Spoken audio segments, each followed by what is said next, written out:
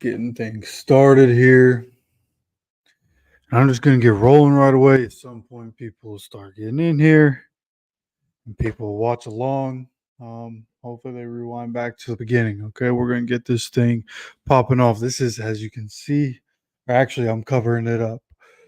This thing is an hour and 8 minutes. I did not expect this much content from the Colts. I expected them, like they're was it uh, behind the pick or something like that with whatever they do in the offseason for the draft.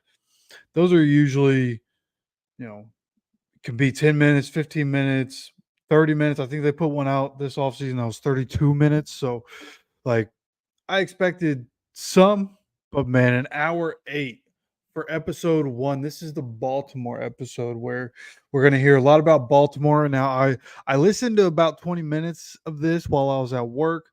Um and I started hearing some stuff that I hadn't heard. I know a lot about the Colts. I feel like this situation in particular, outside of the stuff that everybody knows, I didn't hear the details in depth.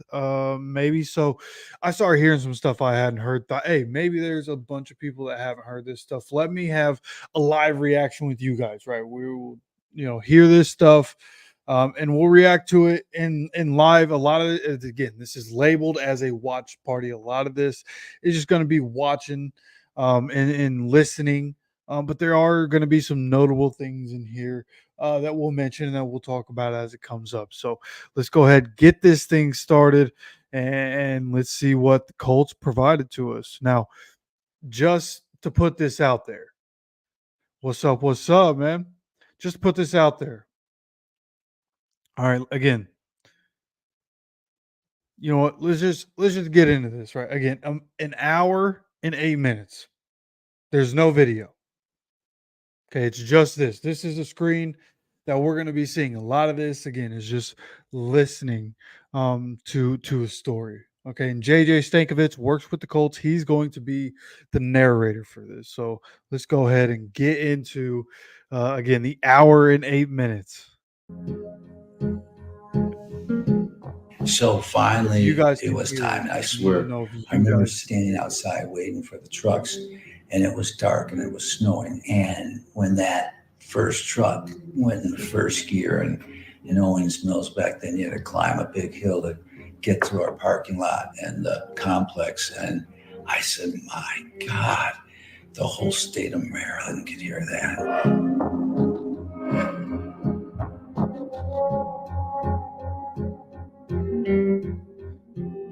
The day is Wednesday, March 28th, 1984.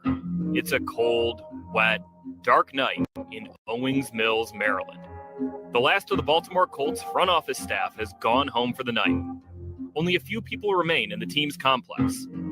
And they're taking everything off the walls, shoveling whatever they can into boxes, and, under the cover of secrecy, working to move an NFL franchise.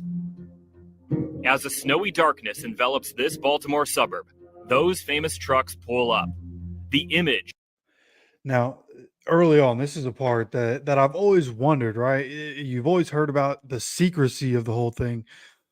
Why was it such a secret? And I assume that's something they're going to get into. Something that I look forward to really hearing is like, what are the details of why it was such a problem? Again, there are people that may know about what it was, but I do not. All the inner workings of this, I never really heard about. So again, that's just something going forward. That's one thing that I'm going to be looking for is what really happened. Why was it such a secret? Of those green trailers with the yellow logo of a ship, the Mayflower, are still seared in the minds of Baltimoreans old enough to remember the night their team left. That's right, Monk. Yeah, this is the first episode. There are going to be four parts of this.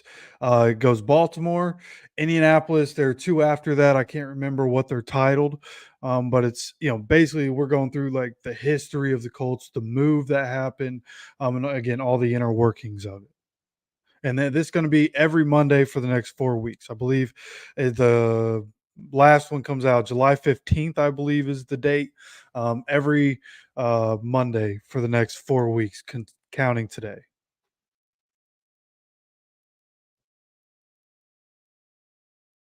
left.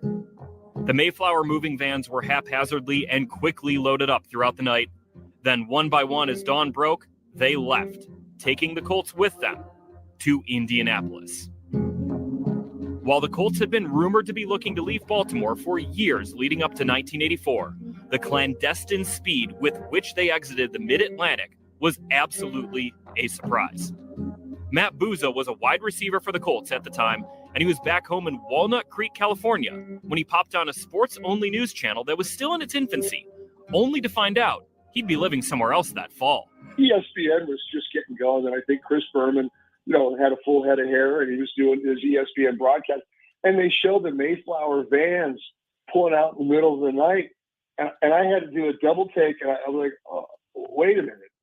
You've probably seen the images of Mayflower vans pulling out of the Colts complex in Owings Mills that night, or rolling into Indianapolis the next day as Mayor Bill Hudnut triumphantly waved them on. You might remember the glory days of the Baltimore Colts, or going to games at the Hoosier Dome. You might have only become a Colts fan after Peyton Manning got to Indianapolis. I'm JJ Stankovitz, team writer, podcast host, and stadium PA announcer for the Indianapolis Colts. And I set out to explore the answer to a question, one which I've wondered for a while. Why are the Colts here in Indianapolis? I'm excited to share what I found with you over the course of 4 episodes of the Move podcast here on the Colts Audio Network. Because the story of why the Colts are here in Indianapolis, and have been for 40 years, is not your run-of-the-mill tale of an American sports franchise picking up and leaving. This is a story of how a football team that ran through the fabric of one city became a driving force of civic pride in another. This is a story of political intrigue, political failings, and political risk-taking. This is a story of a crumbling stadium and a brand new dome. This is a story of loss and gain. This is the story of why the Colts left Baltimore, why they wound up in Indianapolis, and why maybe the most infamous move in American professional sports history happened in the middle of the night on March 28th, 1984. I saw my father cry twice in his life. My father was born in 1919. He died in 92. I saw him cry when his sister died, and I saw him cry when the Colts left town. When the Colts arrived, it was as if Indianapolis had arrived. This is episode 1 of The Move, Baltimore. Colts always do such a good job of producing this kind of content, man. The history of the Baltimore Colts is deeply entwined with the fabric of the city of Baltimore. After World War II, Baltimore was one of the United States' most populated cities. It crested 900,000 residents by 1950, making it the 6th most populated American city at the time. But it also didn't have the prestige that came with a top-flight baseball or football team. And despite its size and importance to America's economy, it was a largely forgotten metropolis on the East Coast. We were a whistle stop between New York and Washington, D.C. That's John Zeman, a Baltimore native whose knowledge of and love for his city run deep. You just went through Baltimore. You didn't stop. Unless you want to grab, some seafood. But that was it. On December 28th, 1946, the bankrupt Miami Seahawks of the All-America Football Conference, which was then a challenger of the National Football League, were purchased and relocated to Baltimore. Baltimore had been trying and would continue to try to get an NFL team, but according to Zeman, they were blocked by their powerful neighbors to the south in Washington, D.C. Washington, D.C., of course, had the NFL's Redskins. They arrived in 1937, and they had Major League Baseball's Senators, a charter member of the American League, in 1901. So Baltimore was left to prove to the rest of the sports world their ability to support a franchise in such close proximity to the country's capital, despite the two cities having completely different cultural vibes. When Baltimore finally got their shot with the Miami Seahawks in 1946, a contest was held to name the team. The winning suggestion came from a man named Charles Evans of Middle River, Maryland. The team would be named the Colts, owing to the annual Preakness Stakes in Baltimore. Wearing green and silver uniforms, green and silver, the Colts played 3 seasons in the All-America Football Conference. They drew massive crowds, including one of over 51,000 in a game in 1947, and the Colt Band was established, proving Baltimore could absolutely support professional sports. In 1950, the AAFC and NFL merged, with the Colts joining the NFL and playing in the newly reconstructed Memorial Stadium in Baltimore. For the first time, Baltimore had a major American sports franchise. We were in the All-American Conference from 47, 48, and 49. Major support. 50, we went into the NFL. End of the 50 season, they withdrew the team, and that hurt Baltimore so much. Yes, Baltimore's first foray into the NFL was short-lived. Despite the local support, the franchise's financial situation was dire, and the NFL dissolved the franchise. But the Colt band stayed together, continuing to quite literally drum up support for football in Baltimore. In 1952, NFL Commissioner Burt Bell challenged Baltimore to sell 15,000 season tickets within 6 weeks if they wanted to secure an NFL franchise. That mark was hit in a little over 4 weeks. And in 1953, Carroll Rosenblum purchased the Dallas Texans, who were blue and white, not green and silver, and moved them to Baltimore. The name Colts stayed, as did the... All right, that right there I thought was really interesting. That the uniform, I've never seen a retro uniform for the Colts that was green and silver. That would be sweet. I think if the Colts found a way, I want to see those uniforms one day, and I want to see what they look like. Could the Colts modernize those things so that we're able to see them on the field nowadays, right? That would be cool. The Colts are one of the oldest franchises in the NFL. Could they find a way to bring those back? Now, I believe something you'll hear, in this is that, they're going to end up, I think the Colts end up out of the league for a minute and then they come back. So they don't have the rights for that, but if they could bring that uniform back, that would be sweet. Did the Texans blue and white colors. And in 1953, the Baltimore Colts began playing in the NFL, this time for good. An upper deck was built at the Colts' home of Memorial Stadium to accommodate the intense fan interest. The Colts were the first NFL team to form a fan club, the Colts Corral, and to have cheerleaders. And a year later, the Colts got a roommate.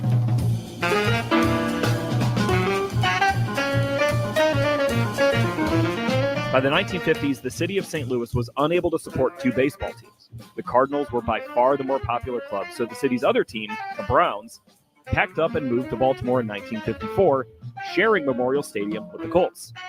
Ironically enough, it wasn't the last time Baltimore would gain a team named the Browns and rename them after a bird.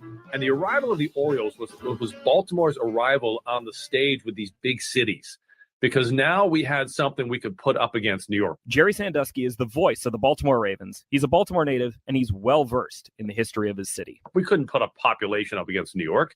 We couldn't put up geography against Philadelphia. We certainly couldn't put international impact up against Washington, D.C. But we could put a team up against those, and we could win, and that made Baltimore feel like, hey, we belong in this league with all of these giant figures. You have to remember, back in the mid-1950s, the NFL was straining to gain a foothold against the behemoth national pastime of Major League Baseball. Getting the Colts was a big deal, but getting the Orioles, that was a game changer. With the Colts and Orioles putting down roots, Baltimore measured its blue-collar, working-class, big-but-small-town attitude against the most powerful cities on the East Coast. Neither team was very good early on, but in 1955, a kid from Arkansas named Brooks Robinson began to man the hot corner for the Orioles. And a year later, the guy who'd become Baltimore's other central sports figure arrived after being cut by the Steelers and making $6 a game for a semi-professional team in his native Pittsburgh. Now, Johnny Unitas, there's a haircut you could set your watch to. The Colts had success first. Johnny U was an instant revelation, leading the NFL in touchdowns in 1957, 1958, 1959, and 1960. Unitas paired with budding and established stars like halfback Lenny Moore, fullback Alan Amici, receiver Raymond Berry, left tackle Jim Parker, and defensive tackle Art Donovan. And the Colts quickly became one of the NFL's best teams by the late 1950s. And in 1958, Baltimore, with its shipyards and factories and fishermen, finally had its chance to go up against New York celebrities, Broadway stars, and cavalcade of American sports legends. The 1958 NFL Championship was the Colts against the New York Giants. Day that none of us will ever forget was Sunday, December the 28th. And nearly 20,000 Baltimore Colt fans journeyed to New York City and Yankee Stadium to root on their beloved Baltimore Colts. That was David and Goliath. I will be right I mean, that back. was, okay, not only can we compete with New York, we can beat New York. Unitas drops back, and he's looking for Raymond Berry. He hits him, and Raymond battles all the way to the 13 with just 7 seconds left to play. The Colts don't even huddle. Steve Myra must be perfect as he kicks from the 13. Steve's boot is perfect as the Colts tie it with 7 seconds remaining to send the game into sudden death overtime. With the nation gripped by the action unfolding on their televisions, the Giants went 3 and out to begin overtime. And with Unitas under center, the Colts scythed 80 yards down the field at Yankee Stadium. Unitas proves his greatness here as he surprises the Giants with a deadly pass to Jim Mutchler, who steps out on the one. The Colts are 1 yard away from championship. Unitas gives to Amici, and the horse drives through a huge hole over the right side to bring the world's title to Baltimore as the Colts defeat the Giants 23-17 in the best football game ever played. But the greatest game ever played, as it became to be known as, had an even bigger impact outside the city of Baltimore. The NFL, boosted by the Colts, finally had its foothold on the American public. It hasn't given it back since. The country realized something as they watched Unitas and Moore and Barry and Amici dramatically take down the New York Giants. Football was a sport made for TV. There's a direct line between the still booming popularity of football, not just in this country, but worldwide, and the Colts' triumph over the Giants on December 28th, 1958. The Baltimore Colts established the NFL the way it is today. And for Baltimore, it gave the city something to be proud of and known for, other than crab cakes. And it's the first nationally televised championship game. It goes to overtime. The whole country sees it. We have Johnny Unitas, and we are the champions. And that changes everything because, hey, if Baltimore is good enough for Johnny Unitas, and Johnny Unitas can beat everybody. Now this here, when I was listening to this is part of in the 20 minutes I was listening to earlier, great sense of pride right there. The fact that like not only are the Colts, one of the oldest franchises in the NFL, but also the Colts might be the Baltimore Colts, but the Colts are a huge part of why the NFL became the NFL. A huge reason why fans started to flock to the NFL. Right now, it's that fan base in Baltimore. And still to this day, the fan base in Baltimore for football is ravenous. One of the best crowds in the NFL, like bar none, every week. They show up, show out, and they always have a good team. Right? They've been good for a really long time, so that helps. But it's nice to see, nice to hear that the Colts are a big part of building the NFL into what it's become today. Then Baltimore must be a special place. The Colts went on to win the NFL championship again in 1959 behind NFL MVP Johnny Unitas, again defeating the Giants, but this time on their home turf and without the need for overtime. Unitas hit Lenny Moore for a 60-yard touchdown to open the game, and the Colts surged for 24 fourth-quarter points to defeat New York 31-16 in front of over 57,000 fans at Memorial Stadium in Baltimore. It's 3rd and 12 for the Giants in the final period, and Connolly has to go for the big play again. It turns out to be a big play for the Colts as Johnny Sample intercepts and sprints down the sideline to make his way across for a Baltimore touchdown. The Colts have scored 24 points in the final period to take a 31-9 lead. The Giants push over a final second tally, but the victory belongs to Baltimore. Delirious Colt fans swarm onto the field to celebrate as Jim Lee Howell congratulates Weeb Eubank. The final score is 31-16 as the Baltimore Colts earn their second straight World Championship.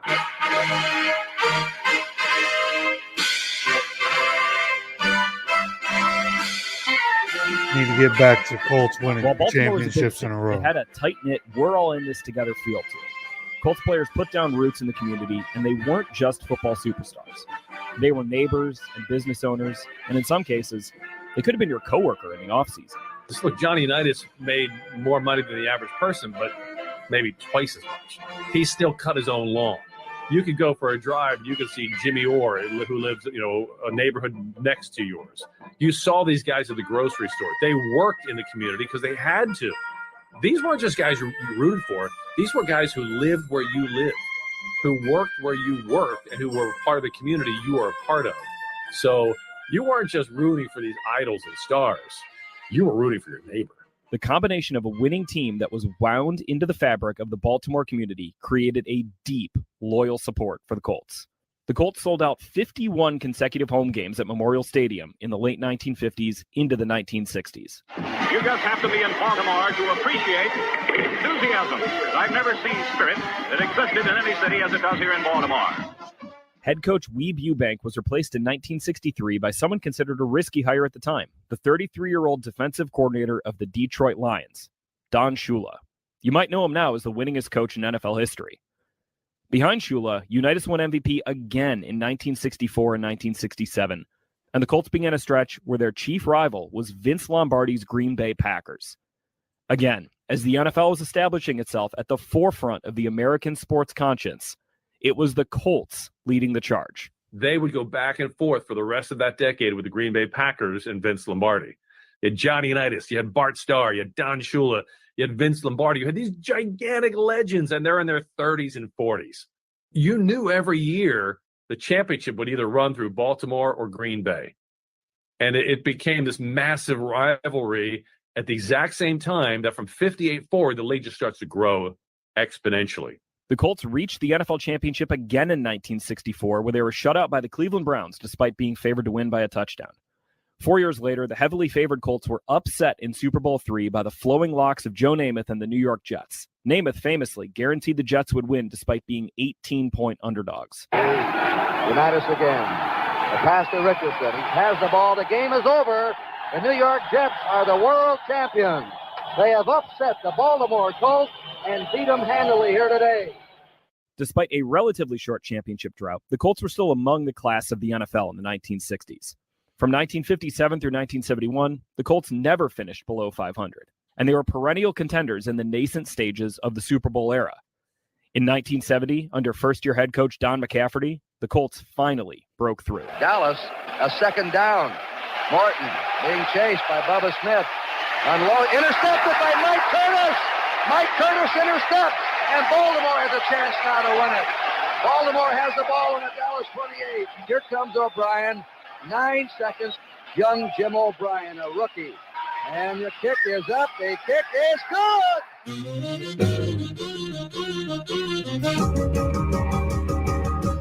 The Colts' 16-13 triumph over Tom Landry's Dallas Cowboys delivered a third championship and first Super Bowl to Baltimore within 2 decades of the team's founding. And by the spring of 1971, almost the entire American sports landscape revolved around Baltimore. The Colts were Super Bowl champions. The Orioles, behind nationwide stars like Brooks Robinson, Frank Robinson, and Jim Palmer, dominated the Cincinnati Reds in winning the 1970 World Series. The Baltimore Bullets, led by future Hall of Fame center Wes Unseld, reached the 1971 NBA Finals. Between 1964 and 1971, 4 Baltimore athletes won MVP: Johnny Unitas, Brooks Robinson, Frank Robinson, and Wes Unseld. The Orioles won the World Series in 1966 and 1970, and the Colts won the Super Bowl in 1970. The Baltimore Civic Center, home of the Bullets, hosted the 1969 NBA All-Star Game. Nestor Aparicio, a Baltimore native and longtime radio host in the city, described how Baltimore's sports culture was built. The Orioles caught on because of the Colts. The Colts in the late 50s begat Brooks Robinson and the Orioles and Oriole Magic and those things. Less than 20 years after professional sports arrived in Baltimore, the city's civic pride became deeply tied to the success of its beloved teams. In New York, you have Broadway stars. You got lots of, captains of industry. There's lots of famous big-time people. In Baltimore, there's nothing bigger than Johnny Unitas and the Colts, Brooks Robinson and the Orioles. In Philly, the Eagles weren't that good. So you didn't have the elevation of star players on great teams. That's the other thing. You had great teams.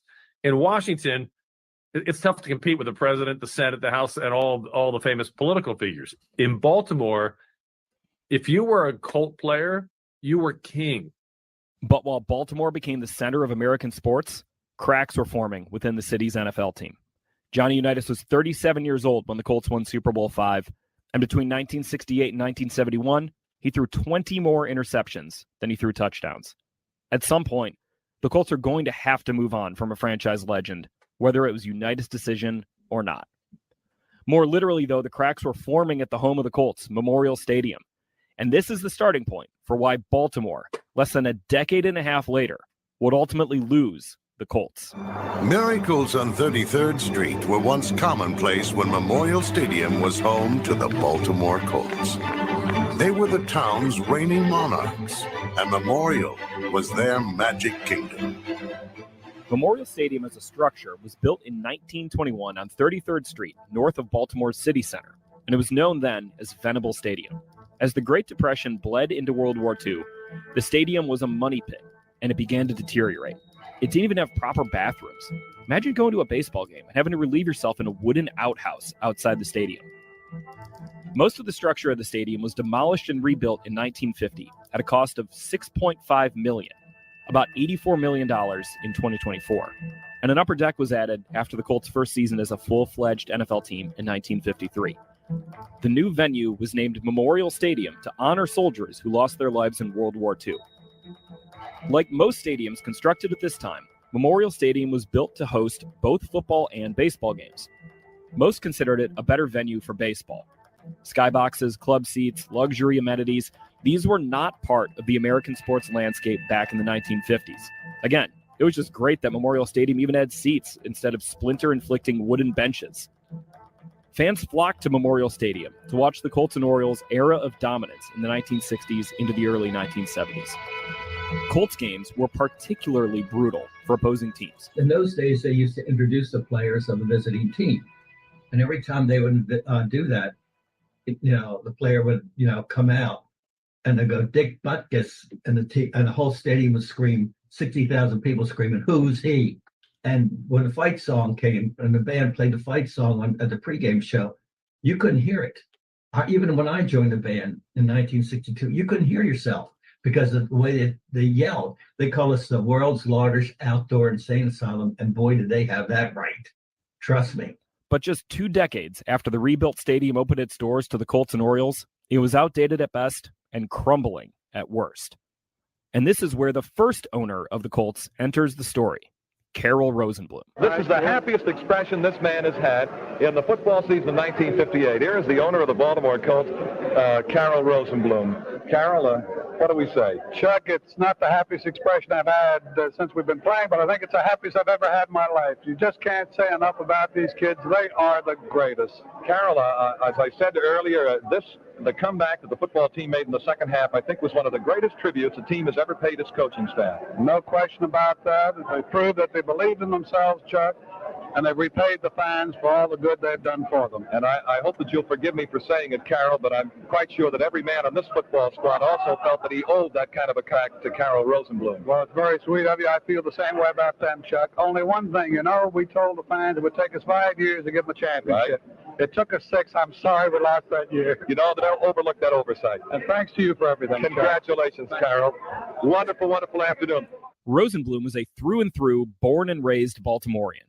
When the opportunity to bring professional football back to Baltimore arose in the early 1950s, Rosenblum, who was a former college football player himself, invested $13,000 to become the principal owner of the newly reformed Colts. It was under Rosenblum, that native son of Baltimore, that the Colts became a countrywide phenomenon and a local community pillar. But by the early 1970s, Rosenblum was largely an absentee owner. He spent most of his time at his homes in New York and Miami, and he would travel to Baltimore on Fridays before games.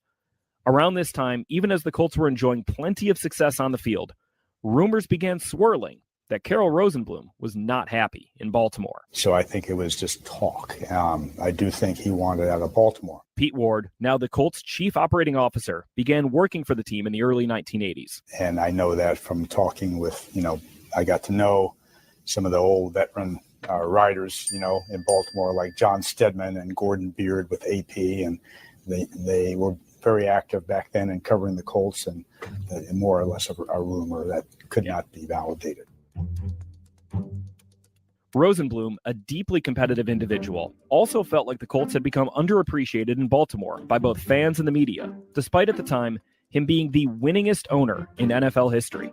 That's a distinction he held until New England Patriots owner Robert Kraft passed him a few years ago. Less than a year after winning Super Bowl V, the Colts held 3 preseason games at Memorial Stadium. Rosenblum, according to a 1972 New York Times article, was, quote, most discouraged by those 3 games, drawing fewer than 16,000 fans on average, well below the stadium's capacity of 60,000. Fan support for games that mattered slowly began eroding too. The Colts' 51-game sellout streak ended with 5,000 empty seats at Memorial Stadium as the Colts shut out the Cincinnati Bengals in their first playoff victory on their way to winning Super Bowl V. The regular season sellout streak ended the next season.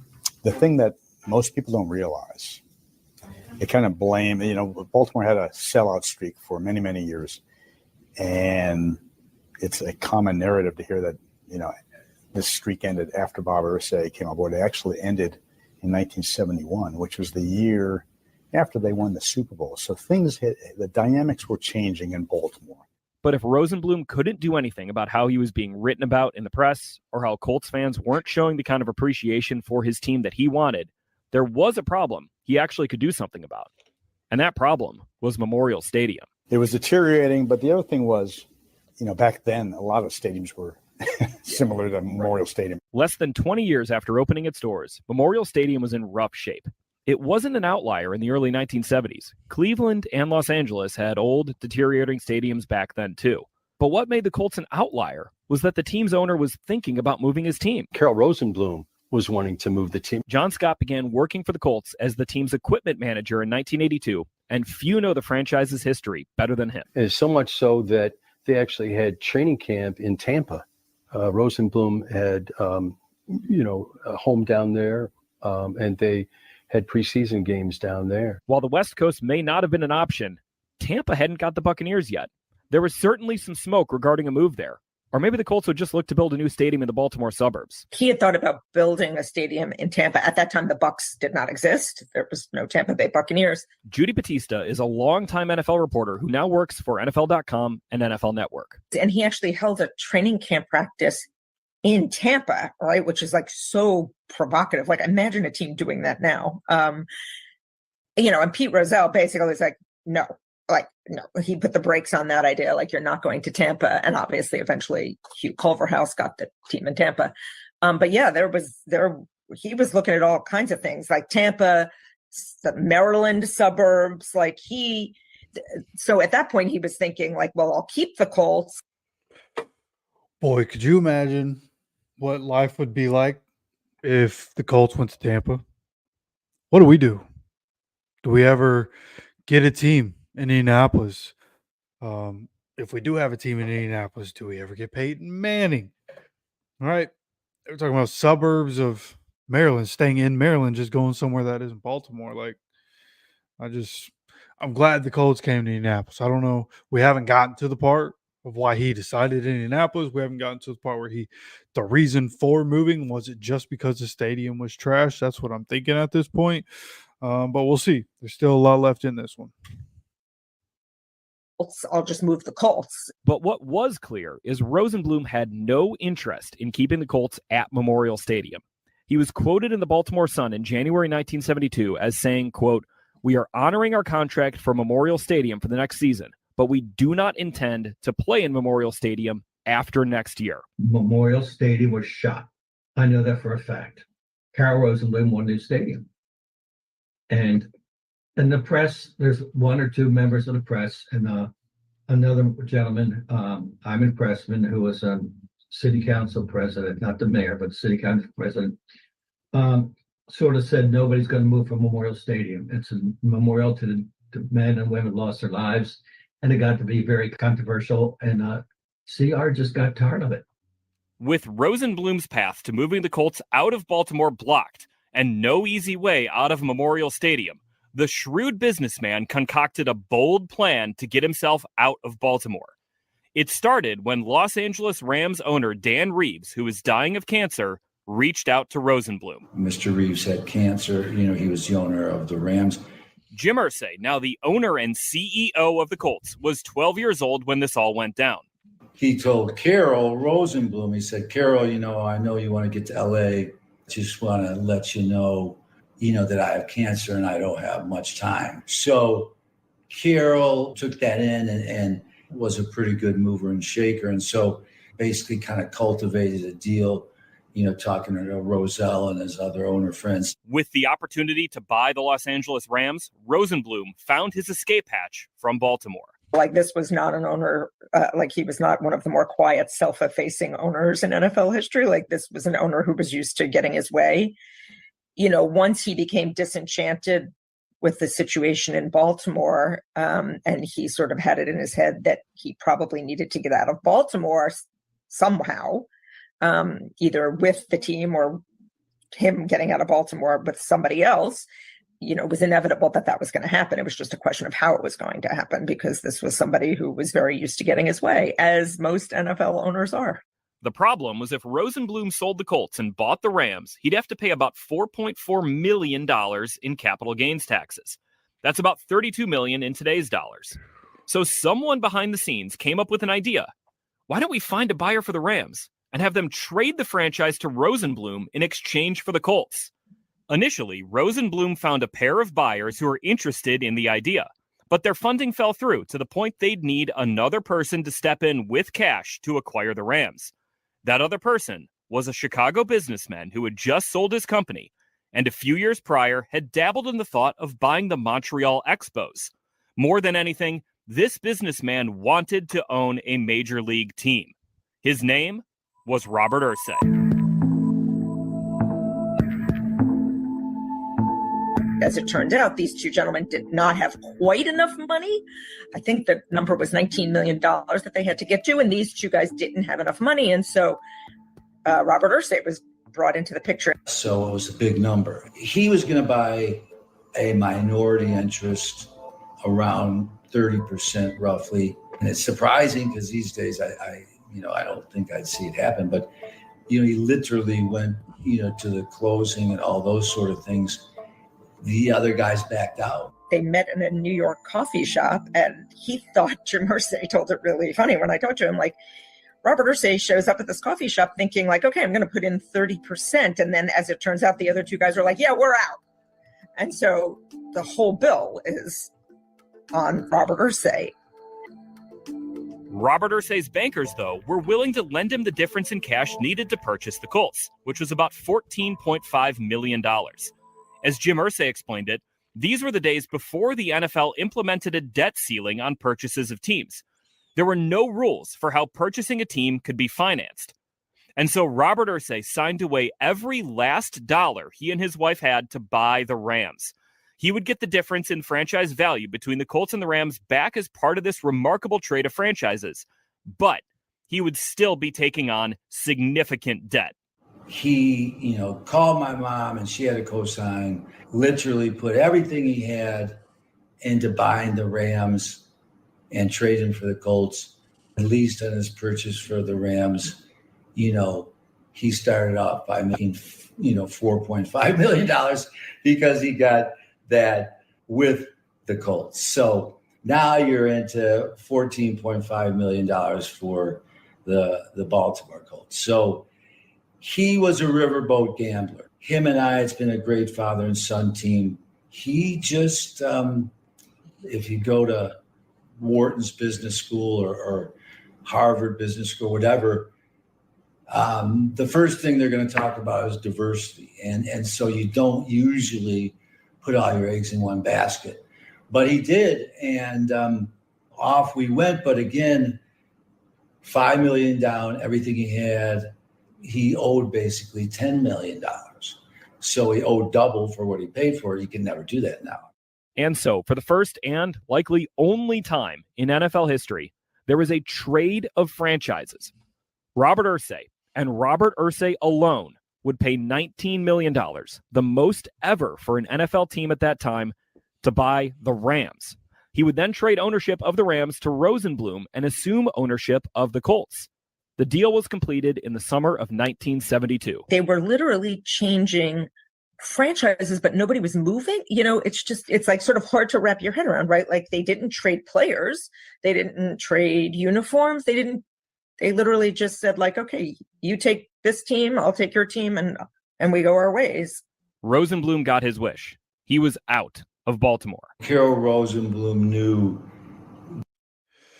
All right, this whole thing, this is crazy. What they're talking about right now is something I didn't hear about. I don't know if a whole lot of people know about how this went down. It's kind of what I was looking for, right? How did it all go down? And it's just the guy that owned the Colts in Baltimore, he would rather be in LA, and he kept his team, kept the whole thing, and just said, hey, look, let's just, they're trading pink slips is what that sounds like, right? They traded pink slips for NFL teams. That's crazy. Like, imagine something like this happening nowadays and the numbers that would go into it, rules and regulations that have changed since then. So much is different.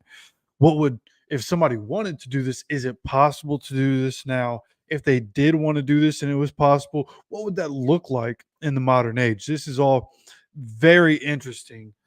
How this all happened, I would have never guessed that they got it, from trading. Again, I don't know if anybody's ever heard this information before. This is really interesting stuff here. That he was playing in a baseball stadium that he wasn't drawing enough revenue and it wasn't going to change. And the city wasn't going to help, or the state. So he kind of got out of there thinking, wow, somehow I got someone to take this problem, which was the stadium problem, because Joe Robbie, was years away from coming up with the concept of club seats and seat licenses and those sort of things from the Dolphins. Keep in mind two things here as we get into the Robert Irsay years of the Baltimore Colts. First, everything Irsay had went into buying the team.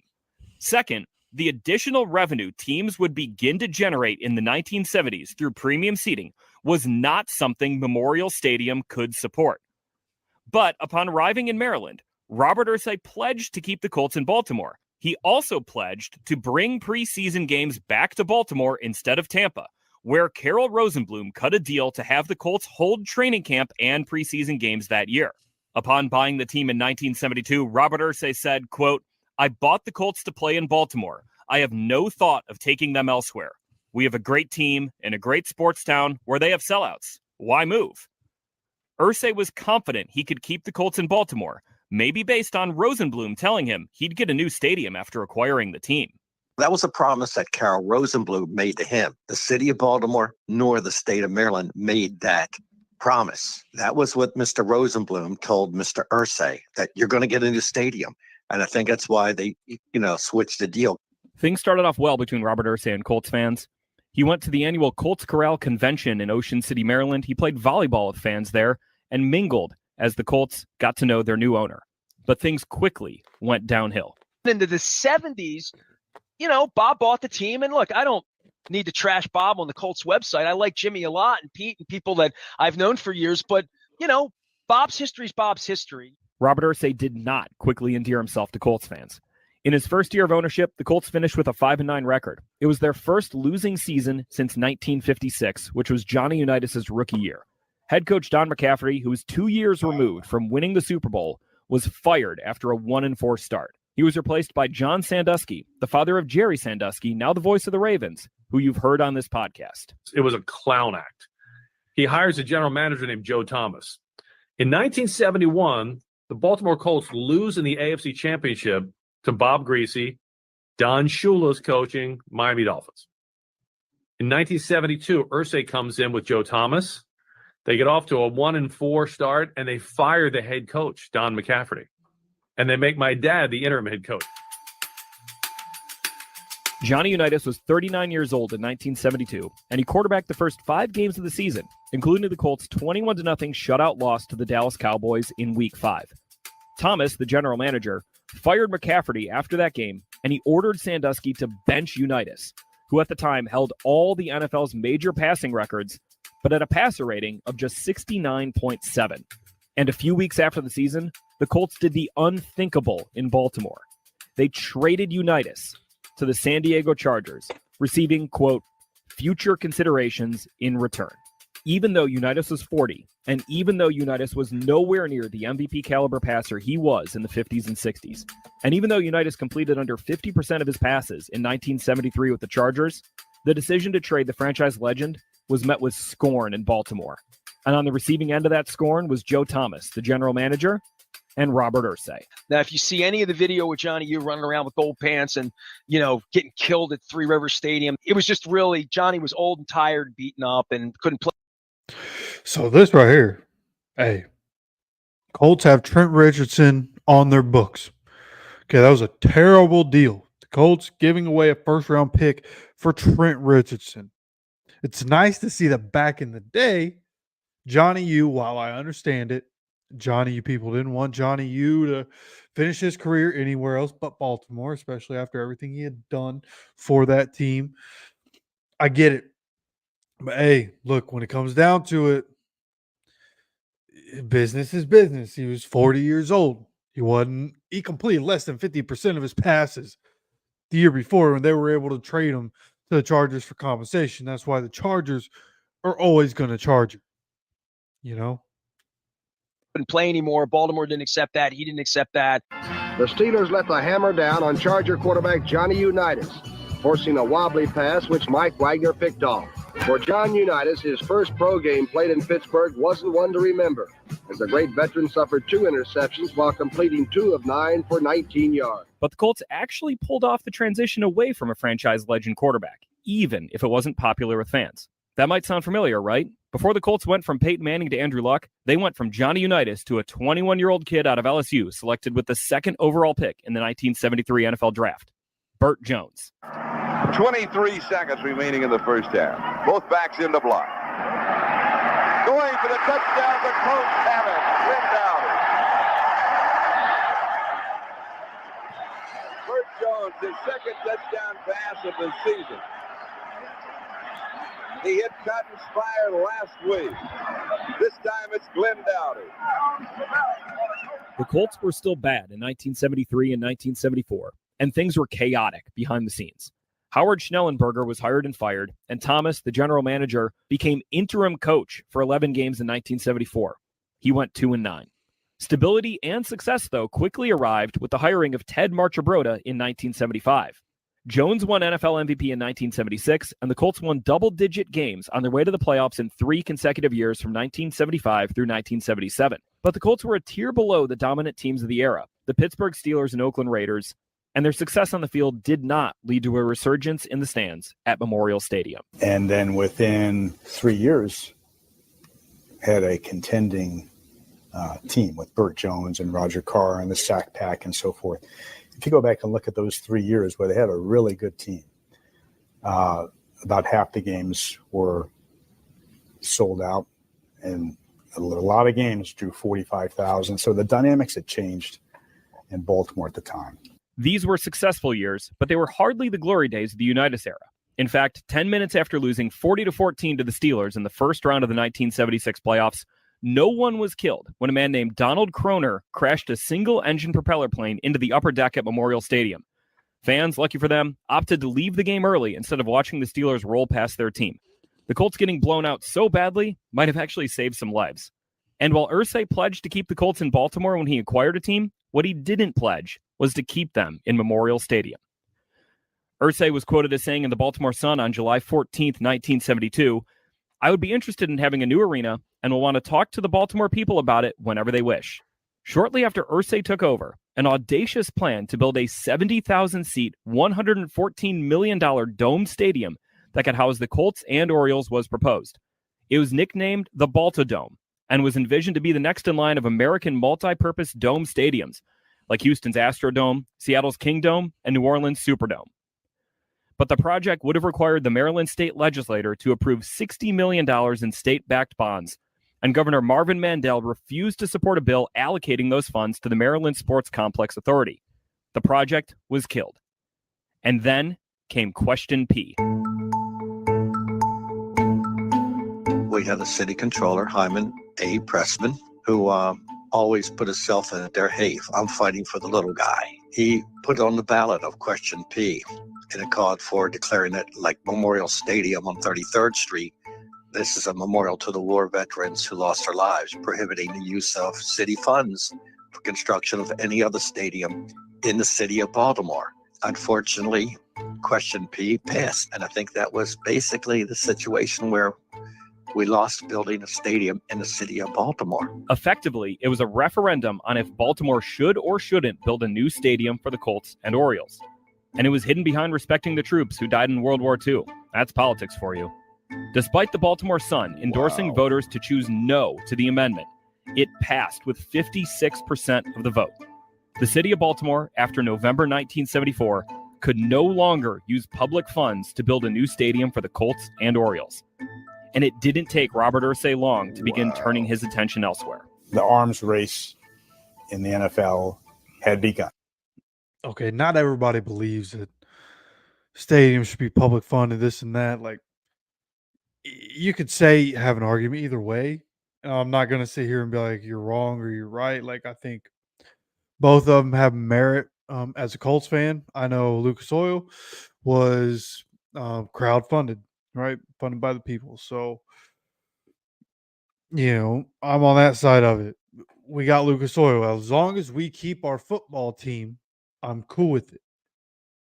And it's interesting how a political decision is what ended up getting the Colts to leave Baltimore, right? So I wonder if this information, like this information right here, should be more well known to Baltimore fans so that they understand the situation. It wasn't that the Colts just up and left overnight.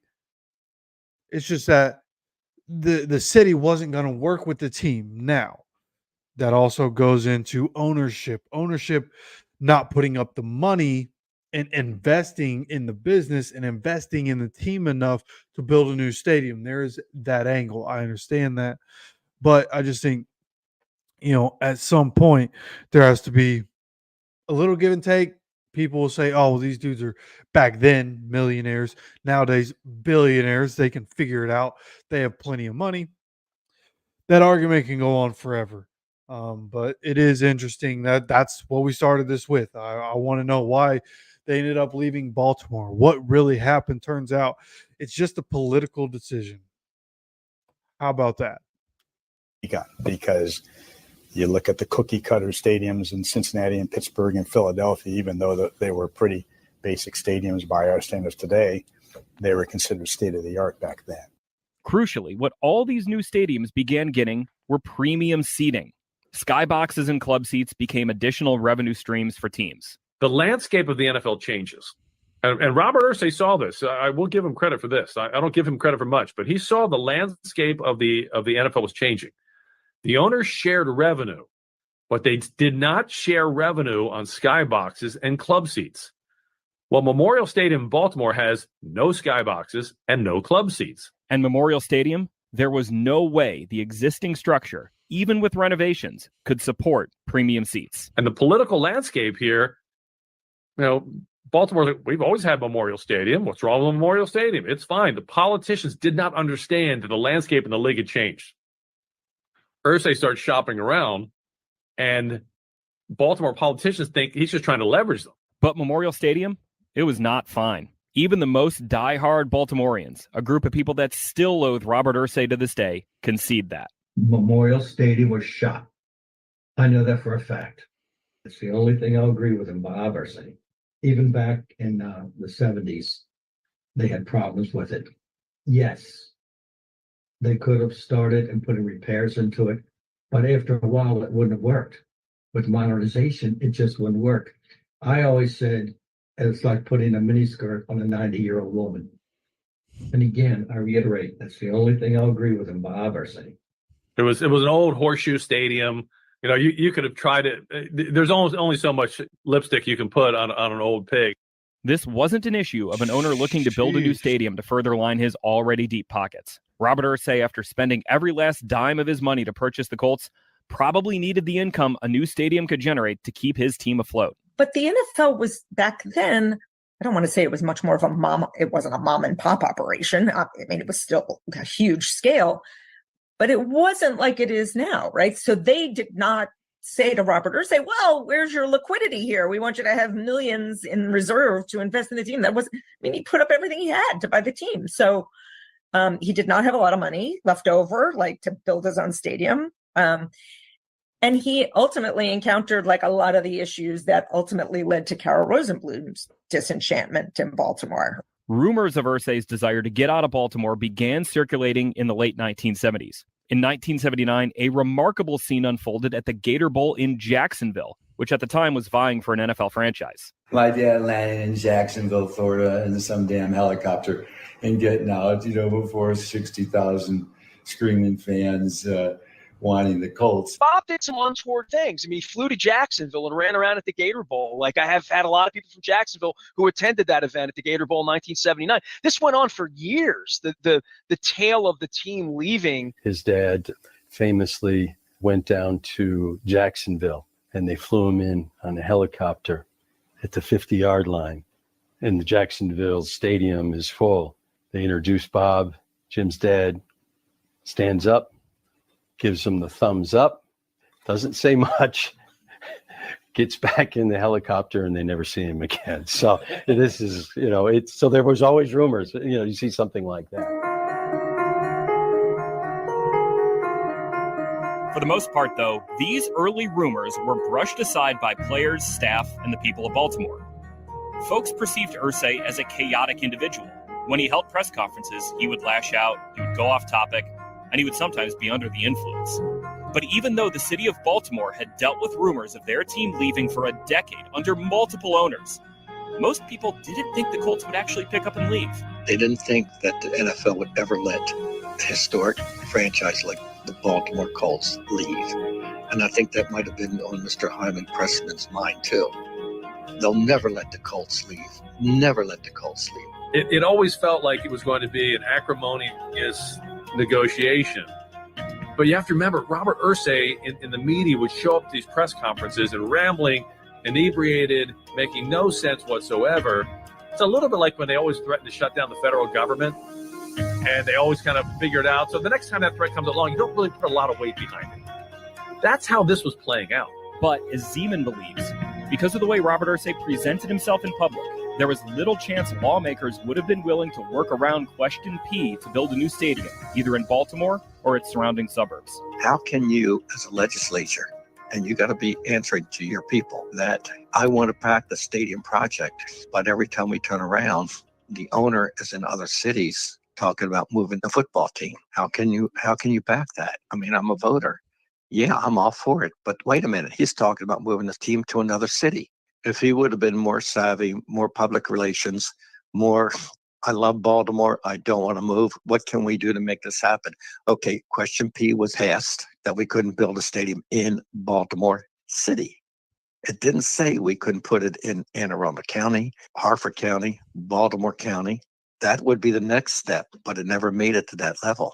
While Baltimore couldn't allocate money to a new stadium, it could allocate money to renovate Memorial Stadium. Mayor William Donald Schaefer, an immensely popular politician, began negotiating to put money into Memorial Stadium to spruce it up. But it was never enough.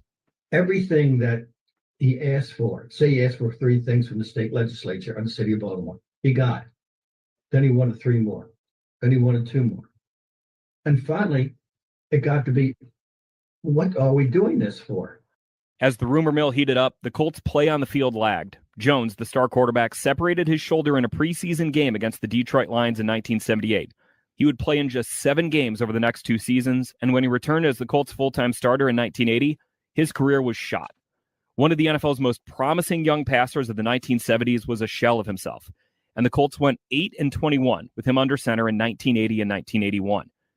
And as the city and state put money into Memorial Stadium, its much more successful tenant seemed to benefit more from those renovations. It seemed like whatever the Orioles wanted, they got, a new locker room. There again, they were in their heyday. They won the championship, and we were struggling. The Orioles finished first or second in the American League East every year but one from 1968 through 1983 when they beat the Philadelphia Phillies in the World Series behind 22-year-old MVP Cal Ripken Jr.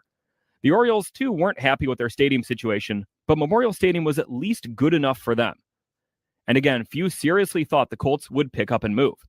Back in 1974, when the Balto Dome project failed, it was the Orioles ownership that engaged in saber-rattling about moving, not the Colts.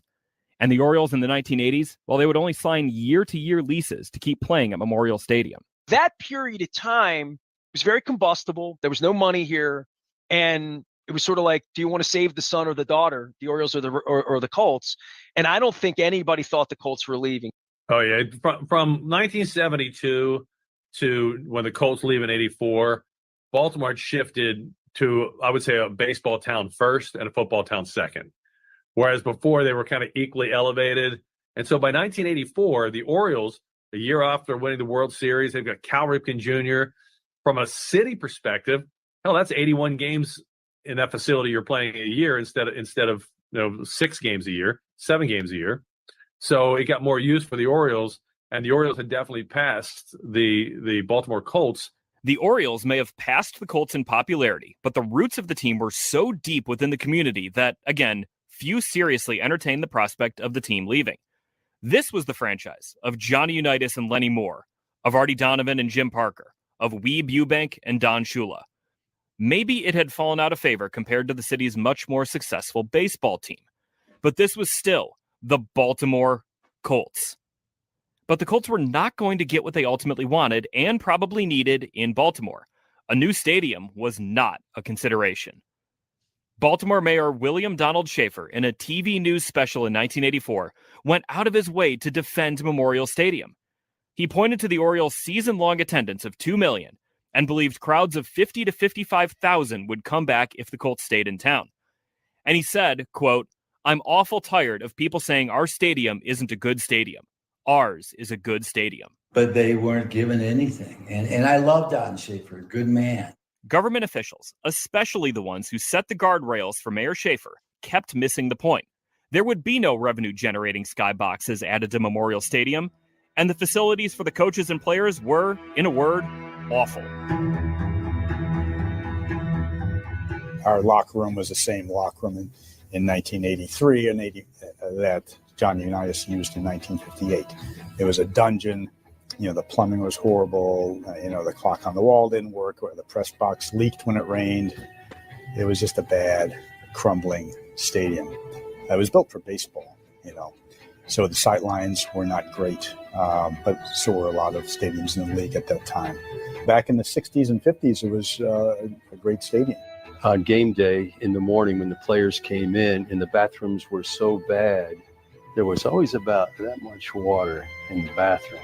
So you'd see guys using the bathroom stalls with their football uniforms on, holding their uniform up like that because there was always about that much water there. And while drawing 20,000 fans or 30,000 fans to games was a problem, as were the city's blue laws that prevented games from kicking off before 2 p.m. on Sundays, it was the lack of a new stadium, and specifically the lack of the much-needed revenue stream coming from premium seats that was the problem.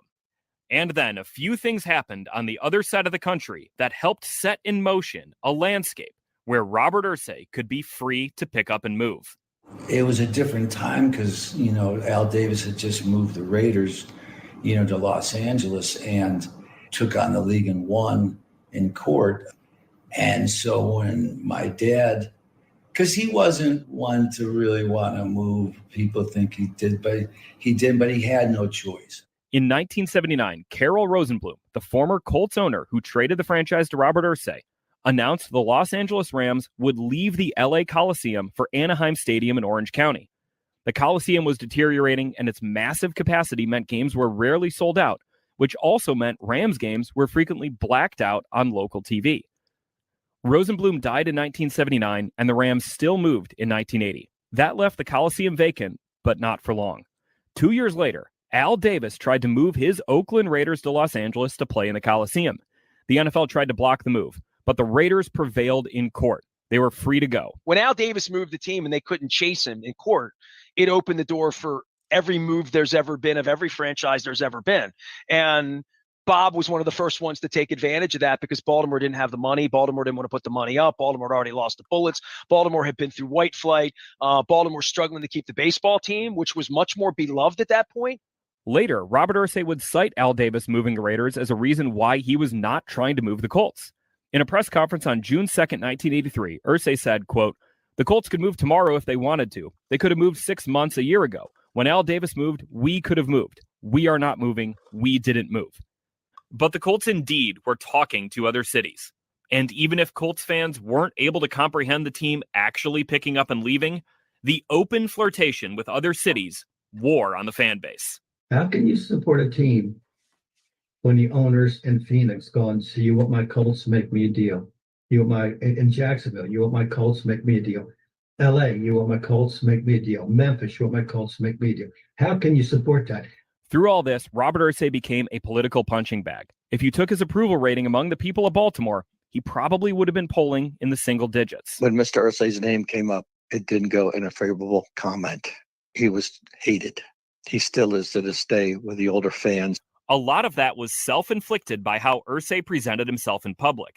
He churned through coaches, he got players' names wrong, and he would occasionally overstep his boundaries as an owner.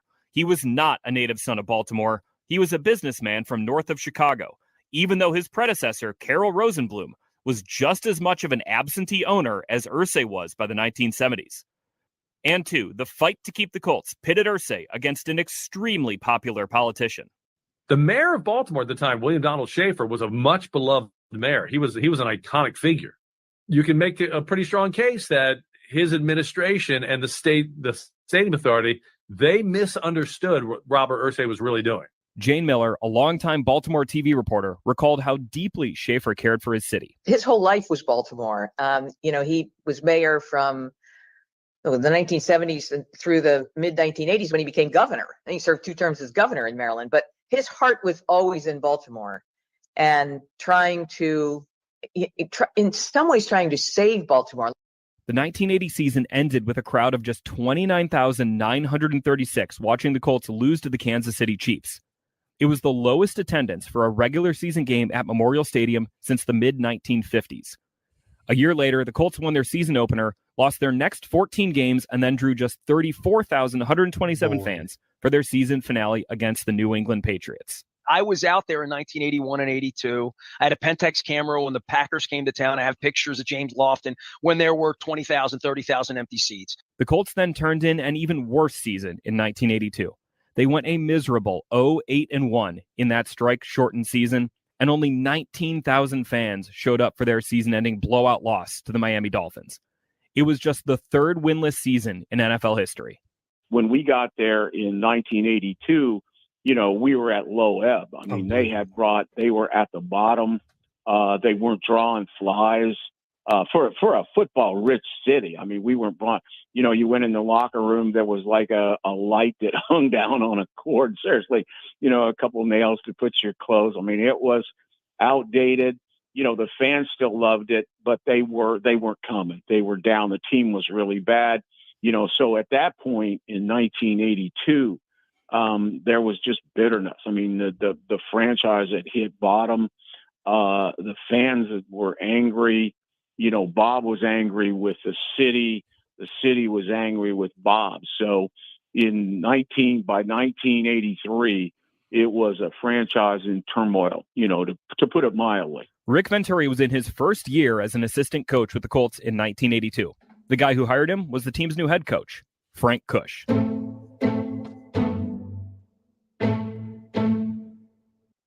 Kush was a legend at Arizona State, where he was head coach from 1958 through 1979. Arizona State, of course, is located in Tempe, a city just to the east of Phoenix.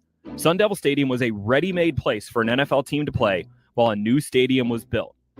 And as a legendary coach at Arizona State, Kush developed a strong connection to some of Arizona's most powerful people in business and politics. But those Arizona connections were not why the Colts hired Kush. They hired him to pull together a Colts team lacking accountability and toughness. And he ruled with an iron fist, which ultimately got him into trouble at Arizona State, where he was fired for hitting his punter on the sideline after a bad punt and then interfering in the university's investigation into the incident. Make no mistake, Kush was not someone who would take crap from anyone, players, coaches, fans, or Robert Irsay. I really enjoyed the fans, and I really now I can get into ownership, and I keep my mouth shut. Kush, who died in 2017, spoke about the Colts in an interview with Nestor Aparicio in 2010. The old man was very brilliant. Believe me, he knew what he was doing. Very brilliant, very knowledgeable, but he thought he knew more about football than the coaches did. Reaction to the Colts hiring of Kush to a 5-year, $6-figure-a-year contract was largely positive, and it didn't read in to his connections to Phoenix, even though the Colts played a preseason game at Arizona State's Sun Devil Stadium later in 1982. Baltimore Sun columnist Bob Maisel wrote that he expected Kush wouldn't put up with meddling from Robert Irsay, which he said would ultimately be a good thing for the Colts. Kush was the 7th coach hired by Robert Irsay in 10 years, and with a pricey 5-year contract, he was hired to turn the Colts around. They went 0-8-1 in Kush's first year as head coach. That winless season gave the Colts another chance to stick the landing on moving on from an MVP quarterback.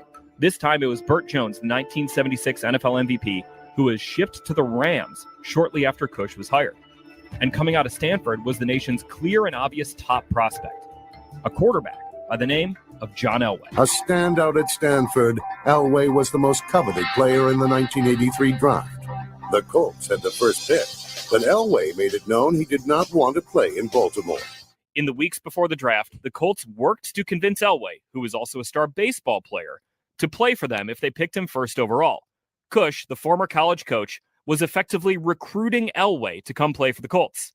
It didn't work. The team was in disarray on and off the field. Elway told the Colts that if they drafted him, he'd just go play for George Steinbrenner in the New York Yankees farm system.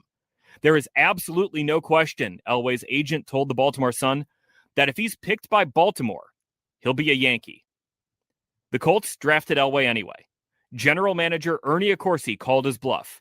Elway was too good a prospect to not bring in. Hopefully, the Colts thought, Elway would relent, or a generational quarterback prospect would actually go play minor league baseball.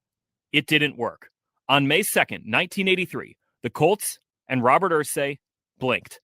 Elway was traded to the Denver Broncos in exchange for offensive tackle Chris Hinton, quarterback Mark Herman, and a 1984 first-round pick. The decision to trade Elway came from the top. It was Robert Irsay who made the call. Accorsi, years later, recalled the opportunity the Colts were not able to capitalize on in 1983. Look at the legacy of quarterbacks that we had. We went from Unitas to Burt Jones and then to Elway. It would have been a tremendous line of succession. It would have been like the Yankee center fielders. And it would have had a tremendous impact on the town and everything else. Now, whether Mr. Irsay would have still moved them, I couldn't predict, and only he could have answered. The Colts actually weren't bad in 1983, even after shipping off a future Hall of Fame quarterback. There were 6. That's an interesting thought. Would the Colts have left Baltimore, even with no public funding for the stadium, for a new stadium, and they couldn't put it in Baltimore from everything it sounds like? Would the Colts, if John Elway stays on the Colts, would the Colts have left Baltimore? Would the Colts have gone to Indianapolis? Would it have been Tampa Bay? Would it have been Arizona? Where would the Colts have gone? Would they have gone anywhere? Would they still be in Baltimore? Sounds like could be one of the bigger what ifs in NFL history, right? If he stays with the Colts, he doesn't go and play on the Broncos. If John Elway's Broncos career doesn't happen, it changes so much in the NFL, right? That's just interesting little nugget to throw in to the whole wrench of, hey, John Elway didn't want to play for the Colts. By the way, boom. If he did, maybe they stay. 6-4 in mid-November, easily the team's most competitive showing in years, but then dropped 5 consecutive games, the last to Elway's Broncos in Denver, down the stretch. The season ended with a 20-10 win over the Houston Oilers in front of 27,000 fans at Memorial Stadium. During that game, with their voices bouncing off 30,000 empty seats, the fans who did show up let their feelings be known for the Colts owner. I remember that the last game, it was against the Oilers. Raul Alegre was the Colts kicker in 1983. The chants in the stadium were not very favorable to Bob Irsay, to say the least. What were those chants? What do you remember? Well, is this a G-rated show? It is. It is as authentic as it can be.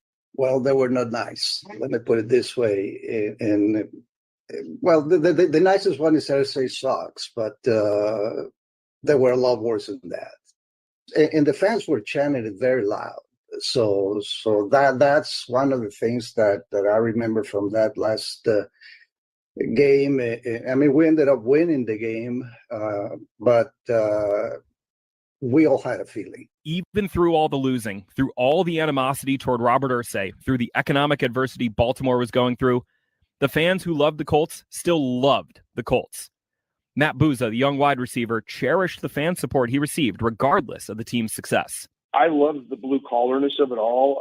Loved going to the Inner Harbor, and I like that kind of fan base. It wasn't what some of the reputations of some of the other clubs, like say the 49ers, was the white wine sipping crowd, right? This was at the other end of that, man. They were blue collar grinders, kind of what you would think of as a modern day Buffalo Bills fan. Alegre fondly remembers his lone year in Baltimore, where the Colts Corral's fan groups welcomed him to the community. They took him out to dinner, and they expressed their appreciation for what he was doing while wearing the horseshoe. The fans were very upset, and they were really, really good fans. I mean, I remember they have these groups they used to call the Colts Corrals in various neighborhoods, and they would invite the players on usually on Tuesdays or days off, or sometimes on Mondays, and you would go in and have like a picnic with the family.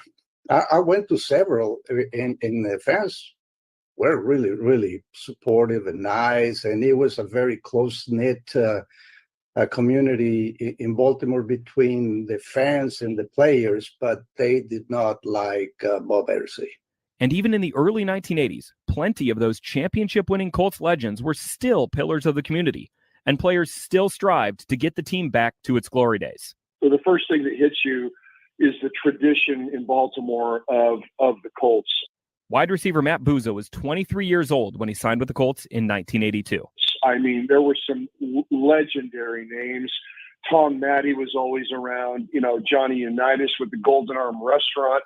Back in those days, if you had a good game and you were named player of the game, you got to go on Monday night, you got to go on Johnny Unitas's radio show and have dinner with him afterwards and get a little watch. And then, oh, shoot, Brooks Robinson just walked in. So there were just legends among legends, Artie Donovan, Lenny Moore. And so, you really felt like there was a bigger legacy there to uphold. That's why the threat of the team moving to plenty of fans and even some of the players and definitely to the politicians felt a little empty. The Baltimore Colts wouldn't or couldn't actually move, right? But what Marylanders maybe didn't grasp at the time as the 1983 season came to an end was that Robert Irsay, behind his chaotic persona, was a businessman. He was losing money. And businessmen don't just sit back and lose money. It was volatile.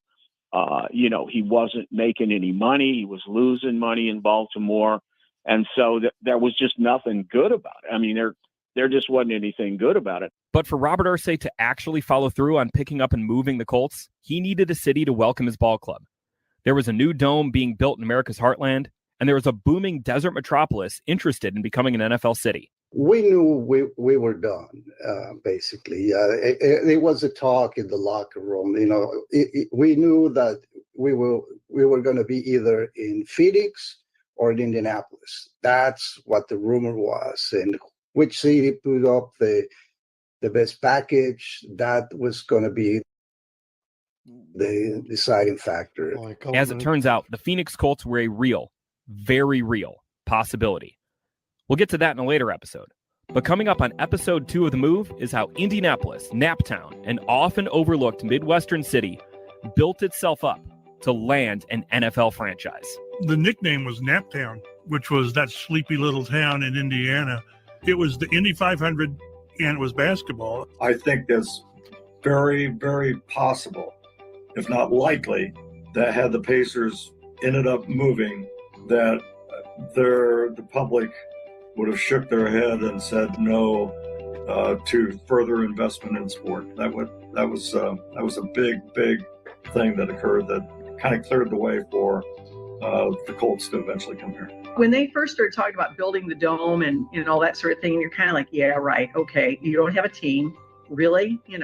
What's this going to look like? Indy just did something which is unheard of, is they built a new stadium, and back then a dome stadium, which there were very few of, and they didn't have a team. It's like, what? It's this incredible story of one thing building upon another.